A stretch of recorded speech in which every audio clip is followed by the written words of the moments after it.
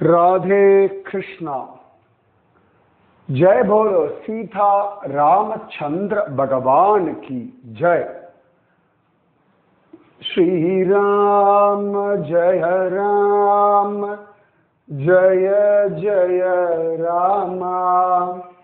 श्री राम जय राम जय जय राम। श्री राम जय राम जय जय राम। श्री राम जय राम जय जय राम। जय बोलो सीता रामचंद्र भगवान की जय। जय बोलो राष्ट्र गुरु समर्थ रामदास स्वामी की जय। मोक्षपुरी அப்படின்னு சொல்லும்போது அயோத்தியாவை சொல்லுவார்கள். சப்த மோக்ஷபுரி. அயோத்தியா, காசி, காஞ்சி, துவாரகா, அயோத்தியா, அவந்தி, இப்படி 7 உண்டு. என்னென்ன அப்படின்னு கண்டுபிடிச்சு சொல்லுங்க பார்க்கலாம். சப்த மோக்ஷபுரி. ஏற்கனவே அந்த துல்ஜா பவானி விஷயம் சமர்த்த ராமதாசருடைய சிஷ்யன் பெயர்.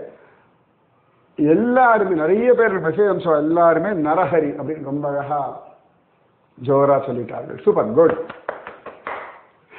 சந்தோஷமா இருக்கு. அதாவது அவ்வளவு ஸ்ரத்தையோட கேட்கிறேன், அதுக்கு பதில் அனுப்புறேன்றது உற்சாகமா இருக்கு. ஏன்னா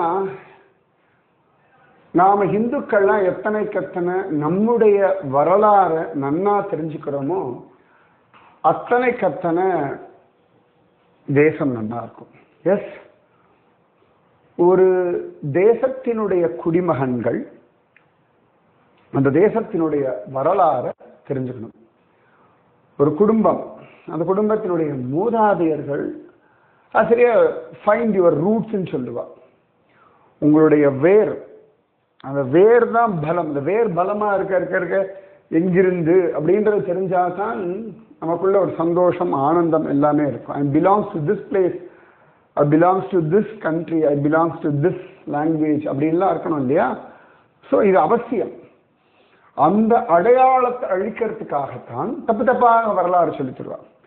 ஸோ சமர்த்த ராமதாசர் விஷயம் எல்லாம் நம்முடைய வரலாறு. சரியா சொல்லணும்னா ராமாயணம், மகாபாரதம், இது எல்லாமே பாரத தேசத்தினுடைய வரலாறு. சரியா?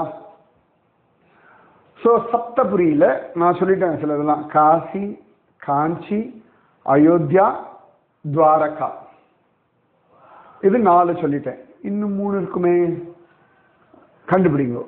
சரியா? அயோத்தியா, காசி, காஞ்சி, துவாரகா, 4 சொல்லிட்டேன். இன்னும் 3 என்னன்னு கண்டுபிடிங்க. அந்த மோக்ஷபுரி அயோத்தியா, ராமனுக்கு அங்க கோவில் அப்படின்றது நம்முடைய உரிமை. நம்முடைய அடுத்த தலைமுறைக்கு நாம கொடுத்திருக்கக்கூடிய மிகப்பெரிய ஒரு பரிசு, மிகப்பெரிய ஒரு நம்பிக்கை. அதனால ரொம்ப சந்தோஷம். சமர்த்த ராமதாசர் எல்லாம் தபஸ் பண்ணதுனாலே நமக்கு கிடைத்த ஒரு பரிசு ராம ஜென்ம பூமி, ராம் லல்லா கோவில். பகவான் ரொம்ப அழகா சமர்த்த ராமதாசரை மகாபலேஸ்வர்ல இருந்து கிளம்பும்படியா உத்தரவு கொடுத்துட்டான். அவர் அழகா அப்படி போறார். சாஃபல் அப்படின்ற அந்த இடத்துக்கு வர்றார். இன்னைக்கு அந்த இடமெல்லாம் இருக்கு, சாஃபல் தான். ஸோ அந்த இடத்துக்கு வரார். ரொம்ப ரமணீயமயமா இருக்கு. மாண்ட் அப்படின்னு ஒரு நதி, அந்த நதிக்கரை. கொஞ்ச தூரத்துல மாண்டு நதியும் கிருஷ்ணா நதியும் சங்கமம். ஏன்னா மகாபலேஸ்வர்ல இருந்தானே கிருஷ்ணா எல்லாம் வருது.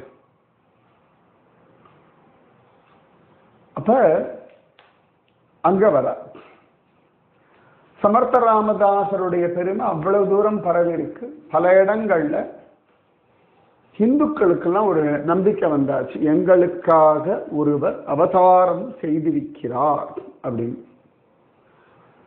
அவதாரம்னு சில பேர் ஏற்றுக்கிறார், சில பேர் இல்லை நமக்குன்னு ஒரு லீடர். சில பேர் நம்ம நமக்காக பிரார்த்திக்கக்கூடிய ஒருத்தர். சில பேர் அவதாரம் நினைச்சா, சில பேர் கடவுளின் தூதுவன், மெசஞ்சர் ஆஃப் காட் அப்படின்னு நினைச்சா, சில பேர் ஒரு மென்டர், மென்டர்னா வழிகாட்டுபவர், ஒரு கைடு அப்படின்னு நினைச்சா, சில பேர் ஒரு யோகி, அவரிடத்துல விஷயம் சொல்லியாச்சுன்னா நமக்கு நல்லது நடக்கும் அப்படின்னு நம்பினார்கள். இப்படி ஒவ்வொருத்தரும் ஒவ்வொரு விதமாக அவரை பத்தி ஒரு அபிப்பிராயம் வச்சிருக்கார். சமர்த்த ராமதாசர் எங்க போனாலும் தன்னுடைய சிஷ்யர்களை அப்படி ஒரு பக்குவப்படுத்திருக்கார். எப்படிப்பட்ட பக்குவம் அப்படின்னா, நிச்சயமா எக்ஸசைஸ் பண்ணியே ஆகணும். நீங்கள்லாம் என் சிஷ்யர்கள், நிச்சயமா எக்ஸசைஸ் நீங்க பண்ணியே ஆகணும் அப்படின்னு சமர்த்த ராமதாசர் தன் சிஷ்யாளுக்கு சொல்லுவார். அதையே நானும் உங்களுக்கு சொல்கின்றேன். என்ன விடுங்கோ, சமர்த்த ராமதாசர் சொல்லியிருக்கார் எக்ஸசைஸ் பண்ணுங்க, சரியா? நீங்க வேற யாருடைய சிஷ்யர்களா இருந்ததுன்னா சமர்த்த ராமதாசர் சொல்லியிருக்கார் பண்ணுங்க. என்னுடைய சிஷ்யர்களா, எஸ் நான் சொல்றேன் எக்ஸசைஸ் பண்ணுங்கோ. ஏதோ ஒரு எக்ஸசைஸ், யோகாவோ, வாக்கிங்கோ, ஜாகிங்கோ, ஜிம்மோ,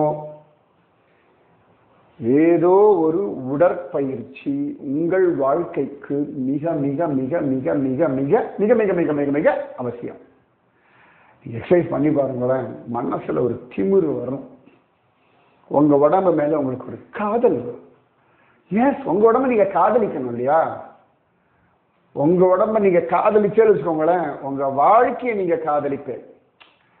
நீங்க உடம்ப காதலிக்கிறீர்கள், வாழ்க்கையை காதலிக்கிறீர்கள்னா டைம் கரெக்டா, டைம் மேல ஒரு காதல் வரும். டைம் மேல ஒரு காதல் வந்தாச்சுன்னா டைம் வேஸ்ட் பண்ணவே மாட்டேன். டைம் வேஸ்ட் பண்ணல அப்படின்னாலே பகவத் அனுபவம் புரிய ஆரம்பிச்சிடும். பகவான் மேல ஒரு காதல் வந்துடும். பகவான் மேல காதல் வந்தாச்சுன்னா பகவத் அனுபவம் அதிகமாகும். ஆதலினால் காதல் செய்தி எதை? எக்ஸசைஸ், ஸ்டெப் பை ஸ்டெப்பா. ஏன்னா கடவுள் கொடுத்த மிக மிக அற்புதமான ஒரு வரம் உங்கள் உடம்பு. அதை நீங்க காதலிக்கலன்னா வேற யார் காதலிப்பா? அதை நீங்க கொண்டாடலாம், வேற யார் கொண்டாடுவா? அதுக்கு நீங்க மரியாதை கொடுக்கலன்னா வேற யார் மரியாதை கொடுப்பா? அதுக்கு நீங்க மதிப்பு கொடுக்கலன்னா வேற யார் மதிப்பு கொடுப்பா? So, love your body, love your exercise. So, Samarth ராமதாசர் தன் சிஷ்யாளுக்கு ரொம்ப அழகா எப்படி அவர்கள் எக்ஸசைஸ் பண்ணணும் அப்படின்னு சொல்லி கொடுக்குறார். தண்டா எடுக்கிறது, பஸ்கி எடுக்கிறது, கரலாக்கத்தை சுத்துறது, இப்படி எல்லாம் ஆச்சா. அப்புறமா ஸ்ரீராம ஜெயராம ஜெய ஜெயராம அந்த நாமத்தை ஜபிக்கிறத சொல்லி கொடுத்துருக்கார். ஆச்சா. அதுக்கப்புறமா நிறைய படிப்பதற்கும் எழுதுவதற்கும் சொல்லி கொடுத்துருக்கார். அதுக்கப்புறமா உலகத்தை கூர்ந்து கவனிக்க சொல்லி கொடுத்துருக்கார். எஸ், நம்ம எல்லாருமே பக்தி பண்ணா உலகத்தை கவனிக்க கூடாதுன்னு சொல்லுவோம். உலகத்தை கவனிக்கணும், அதிலிருந்து நீங்கள் எடுத்துக்க வேண்டிய விஷயத்தை கவனிக்கணும்.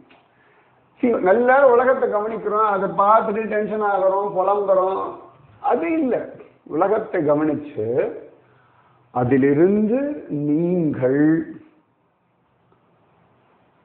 உங்களுக்கான விஷயத்தை எடுத்துக்கணும். இப்ப சமர்த்த ராமதாசர் என்ன பண்ணியிருக்கா, தன்னுடைய சிஷ்யர்கள் எல்லாரையும் இந்த பிக்ஷை எடுத்து சாப்பிடணும், மாதுகரி அப்படின்னு சொல்றார்.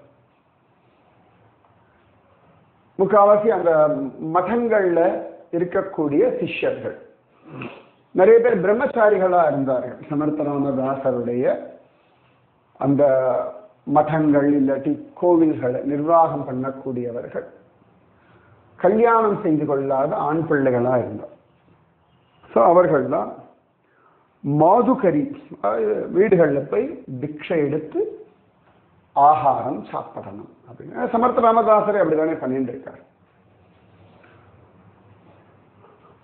போகும் பொழுது வெறும பிக்ஷை எடுக்கிறது மட்டும் லட்சியம் இல்லை.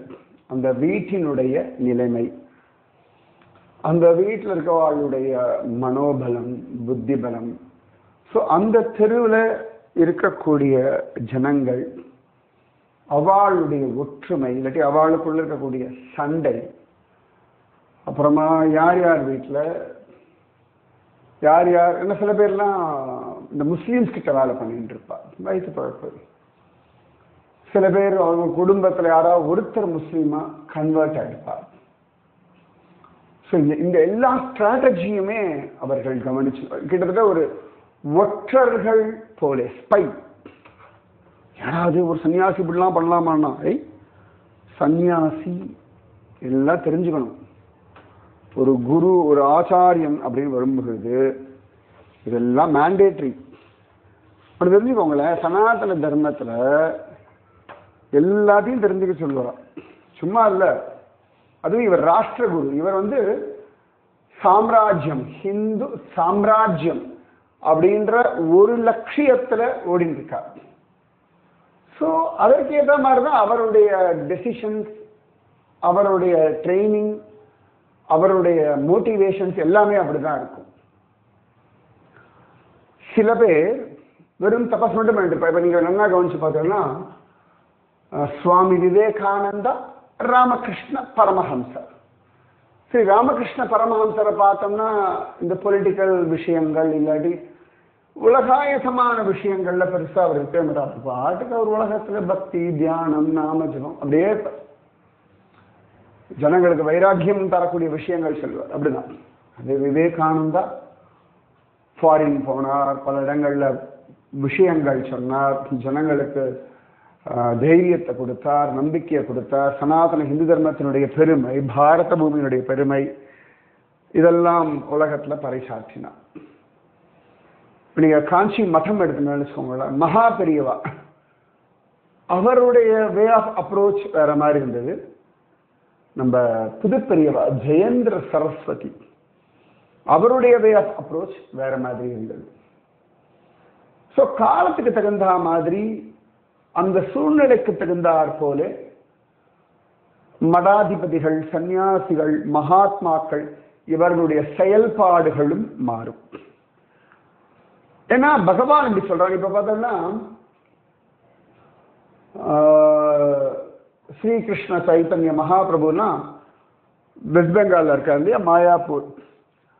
அப்பெல்லாம் அங்கிருந்து அந்த முஸ்லிம்ஸ்கள் ரொம்ப படுத்தும் பொழுதெல்லாம் அதை எதிர்த்து காஜி வரைக்கும், வீட்டு வரைக்கும் போய் நாமஜபம் பண்ணிட்டு எதிர்ப்பை காட்டினவர் ஸ்ரீகிருஷ்ண சைத்தன்ய மகாபிரபு. அதுக்கப்புறமா அவர் சன்னியாசம் வாங்கிட்ட பிறகு அவர் பாட்டுக்கு யாத்திரை, தியானம், பகவத் பிரேமை இதுல தலைச்சுட்டு இருந்தார். ரெண்டு டிரான்ஸ்பர்மேஷன் இருந்தது. அதே நித்யானந்தர், சைத்தன்ய மகாபிரபுடைய சிஷ்யர் ஸ்ரீபாத நித்யானந்தர், அவருடைய விஷயம் பார்த்தோம். ஆரம்பத்தில் அவதூத சன்னியாசி, அப்படி ஒரு ஊரா சுத்தி இருந்தவர். சைத்தன்ய மகாபிரபு சன்னியாசம்லாம் வாங்கிட்டு போனதுக்கு அப்புறமா நித்யானந்தர் சைத்தன்யரோட பெரியவர். 35-40 வயசுக்கு மேல அவர் கல்யாணம் பண்ணிக்க சொன்னார் சைத்தன்ய மகாபிரபு. அதற்கு சன்னியாசியா இருந்தவர். சைத்தன்ய மகாபிரபு சொன்னாருன்னு சொல்லிட்டு கல்யாணம் பண்ணிட்டு குழந்தைகளை பெற்றுண்டு சத்விஷயத்தை சொல்லிட்டு இருந்தார். அப்படி ஒரு டிரான்ஸ்பர்மேஷன். ஸோ உலகத்தினுடைய மான அவமானங்கள் அப்படின்றதெல்லாம் ஓரம் தள்ளிட்டு எது பகவானுடைய கட்டளையோ அதன்படி போவார்கள். ஸோ சமர்த்த ராமதாச ஹிந்து சாம்ராஜ்யம், ஏன்னா ஒரு சாம்ராஜ்யம் அமைக்கணும்னா பொலிட்டிக்கலி ஸ்ட்ராங் ஆகணும். ஸோ ஒரு ஹிந்து சாம்ராஜ்யம், அது இது கிட்டத்தட்ட சாணக்கியருடைய ஒரு சபதம் போல வச்சுக்கோங்களேன். ஸோ ஒரு இந்து சாம்ராஜ்யம் அமையணும்னா ஜனங்கள் எல்லாம் அதுக்கு தயார் பண்ணணும். அப்புறம் தான் ஒரு ராஜாவை தயார் பண்ண முடியும். ஜனங்களுக்கு மென்டலி ஹிந்துக்கள் ஸ்ட்ராங் ஆனா தானாவே அவர்களுக்கான ஒரு தலைவன் எமர்ஜாய் வெளில வருவான். அது இயற்கையின் நியதி. அப்படிதான் ஆகும், அப்படிதான் ஆகணும். இப்ப இந்துக்கள் மனசுல எல்லாருக்குமே ராமர் கோவில் அப்படின்ற ஒரு விஷயம் ஸ்ட்ராங்கா உள்ள ஊற ஊற ஊற ஊற சில வீரம் மிக்கவர்கள் டிசம்பர் 6ஆம் தேதி ஒரு பெரிய கரசேவை பண்ணார்கள். அந்த கரசேவையினுடைய பலம் எல்லாருக்குள்ளேயும் ராமர் கோவில் கட்டணம்னு ஒரு சின்ன ஒரு ஜோதி எரிய ஆரம்பிச்சது. அது அப்படியே காட்டு தீ மாதிரி பரவி இன்னைக்கு ராமனுடைய ஆலயம் அப்படின்ற ஒரு விஷயத்தை ரொம்ப அழகா அடைஞ்சிட்டோம். ஸோ ஜனங்களுக்குள்ள அந்த ஒரு ஞானத்தீ இல்லாட்டி ஒரு ஒரு உரிமை தீ இதெல்லாம் உண்டாக்கணும். இது ஒரு ஒரு தூண்டுகோல் அவசியம். ஸோ சமர்த்த ராமதாசர் ஜனங்களுக்குள்ள அந்த உத்வேகத்தை கொடுத்தார். அதனால சிஷ்யாள்கிட்ட போற இடத்துல எல்லாம் இந்த விஷயங்கள் எல்லாம் சேகரிச்சுண்டு அவருக்கு தெரியப்படுத்த சொல்லுவார். ஏன்னா பல ஊர்கள் சுத்தின்னு இருக்காரு இல்லையா. ஸோ இது எப்படியாவது அவருக்கு யாராவது ஒருத்தர் அவர் காதுல போய் இந்த ஊர்ல எப்படி இருக்கு விஷயம் அப்படின்னா அவர் காதுல போட்டுடுவார். இந்த இடத்துல இந்த மாதிரி ஜனங்கள்லாம் தைரியமா இருக்கா, சில இடத்துல ஜனங்கள்லாம் ரொம்ப கோழையா இருக்கா. அதாவது நிறைய இடங்கள்ல என்ன ஆகிறது, இந்துக்களை ரொம்ப படுத்துறதுன்னா அவர்களுடைய இப்ப நம்ம ராம ஜென்ம பூமியில் எவ்வளவு விஷயம் போராடிப்போம் இல்லையா. நம்ம காசி விஸ்வநாதர் கோவில்ல இன்னைக்குதான் தீர்ப்பு வந்திருக்கு. இன்னைக்கும் பார்த்தோம்னா காசி விஸ்வநாதர் கோவிலுடைய நந்தி அந்த பக்கம் தான் பார்த்துட்டு இருக்கோம். இன்னொரு மதத்தினுடைய வழிபாட்டு தலம் சொல்றோம் இல்லையா. ஆனா அங்கதான் ஒரிஜினல் காசி விஸ்வநாதர் கோவில் இருந்தது. ஸோ இன்னைக்குதான் கோர்ட் ஆர்டர் கிடைச்சிருக்கு, உள்ள போய் இந்துக்கள் பூஜை செய்யலாம் அப்படின்னு ஒரு பெரிய முன்னேற்றம். ஸோ அந்த ஒரு காலகட்டத்தில் சரி இடிச்சா இடிக்கட்டும், மக்கள் சரி நம்மளை காப்பாத்தினா போதும் அந்த ஒரு ஸ்திதிக்கு வந்துட்டார்கள். அதாவது இதுக்கெல்லாம் எதிர்க்கணும், சண்டை போடணும், இல்லாட்டி இது உரிமைக்கு குரல் கொடுக்கணும், இல்லாட்டி இதெல்லாம் மாறணும்னு ஒரு கோபமா அந்த கோபம் கூட வராம போயிடுச்சு இந்துக்களுக்கு. ஸோ அந்த ஒரு காலகட்டம் தான் சமர்த்த ராமதாசருடைய காலகட்டம். ஸோ அவரை பொறுத்த வரைக்கும் உள்ளுக்குள்ள ஜனங்களுக்கு அந்த வெறிய கொடுக்கணும், ரௌத்ரம் பழகு அப்படின்னு. அப்ப சமர்த்த ராமதாசர் இந்த மாதிரி விஷயங்கள் எல்லாம் செய்யறப்ப அப்ப ஜனங்கள்லாம் எப்படி இருக்கா அவருக்கு பல இடங்கள்ல இன்ஃபர்மேஷன்ஸ் வரும். ஸோ இவர் சாஃபல் போறார் இன்னும் அந்த பக்கம் போயிட்டு இருக்க பகவானை அனுப்பிட்டான். ஆனா இப்ப பகவானுடைய உத்தரவும் மாறுறது. என்ன உத்தரவு மாறுறதுன்னா மசூர் அப்படின்னு ஒரு இடத்துக்கு போகணும்னு உத்தரவு மாறுறது. சரி நல்லா ஞாபகம் வச்சுக்கோங்க, எந்த டெசிஷன்ஸுமே இதுதான் அப்படின்னு முடிவில்லை, அது மாறிண்டே இருக்கலாம், தப்பே கிடையாது. காலத்திற்கு தகுந்தாற்போல் சூழ்நிலைக்கு தகுந்தாற்போல் சில தீர்மானங்கள் மாற்றப்படணும். உடுமைப்படியெல்லாம் கிடையாது. அதுக்கு எனக்கு ஒரு பெரிய உதாரணம் 2-3 பேர். அதுல முதல்ல துருவன், அவனுடைய தம்பிய யக்ஷர்கள் உத்தமனை கொண்டுட்டான்றதுனால அவன் யக்ஷர்கள் மேல சண்டை போடுறான், வெறிகொண்டு சண்டை போடுறான் துருவன். குபேரன் வரைக்கும் சண்டை போட ஆரம்பிச்சான். அப்ப சுவாயம்பு அம்மன் சொல்ற, குழந்தை உத்தமன் இறந்து போயிட்டான்னா அவனுடைய காலம் எடுத்து நீ இதுக்காகலாம் போய் இப்படி யக்ஷர்களோட சண்டை போடுறதா நியாயம் இல்லை. இந்த கோபத்தை விட்டுவிட்டு பகவத் தியானம் பண்ணு. குபேரன் பகவத் கைங்கரியம் பண்றான்னா டக்குன்னு கோபத்தை விட்டுட்டான். அது டெசிஷன்ஸ் அப்படியே மாத்திட்டான், ரொம்ப அழகா மாத்திட்டான், ஜம்முன்னு ஜெயிச்சுட்டான். அதே மாதிரி இந்த டெசிஷன் மாத்தாம பிடிவாதமா சில பேர் உண்டு. அதுல பெரிய உதாரணம் இந்த ராவணன். அவனுக்கு சுத்தி சுத்தி சுத்தி சுத்தி அவ்வளவு பேர் அவ்வளவு அட்வைஸ் பண்ணா, கேட்டு தொலைவே இல்லை. அவன்கிட்ட சொல்லி பார்த்தா அவன் திரும்ப, அதனால விபீஷன் பார்த்தான், இனிமேல் அவன் கூட இருந்தா சரிபட்டு வராதுன்னு விபீஷன் கிளம்பிட்டான். ரொம்ப அழகான டெசிஷன்ஸ் இதெல்லாம். ஒரு இந்த காலகட்டத்தில் அண்ணாவோட தான் இருக்கணும். ஆனாலும் இல்லை, அவன் அதர்மத்துக்கு பின்னாடி போறான் அப்படின்னு உடனே விபீஷணன் இனி நான் இங்க இருக்கக்கூடாது அப்படின்னு சொல்லி கிளம்பிட்டான். Beautiful decision. அதே மாதிரி ரகுகணன், இந்த ரகுகணன் கபிலாச்சாரியார் இடத்துல உபதேசம் வாங்கிக்க தான் போறான். கபிலாச்சாரியார் இதெல்லாம் பார்த்துட்டு இதுதான் இந்த கபிலாச்சாரிய விஷயம் சொல்லும்போது இப்ப ஞாபகம் வருது எனக்கு. ஜாம்பில் சமர்த்தராமதாசர் அம்மாவோட இருந்துட்டு கண் பார்வையெல்லாம் கொடுத்துட்டு கிளம்புறாரு இல்லையா? கிளம்பும்போது அவர் அம்மாவுக்கு கபிலாச்சாரியார் தேவபூதி விஷயம் சாங்கிய யோகம் எல்லாம் சொல்லிட்டு தான் கிளம்பினார் அப்படின்னு காண கிடைக்கிறது. சூப்பர்ல. சமர்த்தராமதாஸ் ஆசீர்வாதம் தான் நிறைய புது இடங்கள்லாம் போயிட்டு இருக்கேன். எஸ் எஸ் போவோம் போவோம். அப்ப டெசிஷன்ஸ் அது நீங்க கவனிங்க. இப்ப சமர்த்தராமதாசர் ஷாஃபல் வந்தாரானா மசூர் போகணும் அப்படின்னு ஒரு உத்தரவு. எஸ், ஏன் அப்படின்னா அங்க அந்த முகல்ஸுடைய டாமினேஷன் ஜாஸ்தி, ஹிந்துக்களை ரொம்ப ஒரு மாதிரி இல்ட்ரீட் பண்றது, நம்மளுடைய பண்டிகைகளை கொண்டாட விடாம பண்றது, மக்களை படாத பாடுபடுத்துறது அப்படின்னு சொல்லி இந்துக்களை ஒரு மாதிரி ஒரு மென்டலி சிக்காக்கின்னு இருந்தார். இது எப்படிதான் உலகம், சூழ்நிலைகள், அரக்கர்கள் இவர்கள்லாம் தேமேல இருக்கவாழ இப்படி எல்லாம் பண்ணுவாங்க. ஒரே ஆப்ஷன், நம்ம ஸ்ட்ராங் ஆகிறது ஒண்ணுதான். நீங்க அவளுக்கு நல்ல புத்தி வரணும், கருணை உண்டாகணும், அவ நம்ம இடத்துல அன்பா பழகணும், அதெல்லாம் நடக்காது. நீங்க ஸ்ட்ராங் ஆகணும். நீங்க ஸ்ட்ராங் ஆகனா அவர்கள் உங்களை ஒன்றும் பண்ண மாட்டார்கள். பண்ண விடக்கூடாது.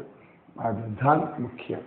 யாருடைய கருணையும் தயையும் எதிர்பார்க்க வேண்டிய அவசியம் இல்லை. நீங்க ஸ்ட்ராங் ஆயிடுங்கோ. Physically, mentally, emotionally, financially. சரியா?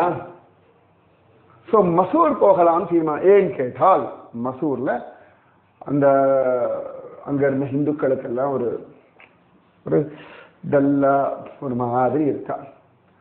ஸோ அப்போ அந்த இடத்துக்கு ஒரு போய்த்தானே ஆகணும். அதாவது சமயத்தில் எல்லாம் வேண்டாம்னு ஒரு பக்கம் ஓட போயிருப்பார். சில சமயங்களில் பகவத் சங்கல்பம் எடுத்துன்னா எங்க பிரச்சனையோ அங்க போய் நிற்பார் நம்ம ராமதாசர். ஒரு அவருக்கு என்ன ஏற்கனவே திமிர் ஜாஸ்தி, உடம்புலையும் சரி, புத்தியிலையும் சரி, மனசுலையும் சரி. ராமதாசன் வேற, சமர்த்த ராமதாசன் வேற, ஆஞ்சநேயரை பிரத்யட்சமா பார்த்தவர், ராமனு தெரியும். அவருக்கு என்ன தில்லா போய் மசூர் போறார். ஏன் எதுக்கு? நாளைக்கு பார்ப்போம். ராதே கிருஷ்ணா. ஸ்ரீராம ஜய ராம ஜய ஜய ராம, ஸ்ரீராம ஜய ராம ஜய ஜய ராம, ஸ்ரீராம ஜய ராம ஜய ஜய ராம, ஸ்ரீராம ஜய ராம जय जय राम। जय बोलो सीता रामचंद्र भगवान की जय। जय बोलो राष्ट्र गुरु समर्थ रामदास स्वामी की जय। जय बोलो वीर धीर सूरांजनेय स्वामी की जय। जय हिंद भारत माता की जय। राधे कृष्णा।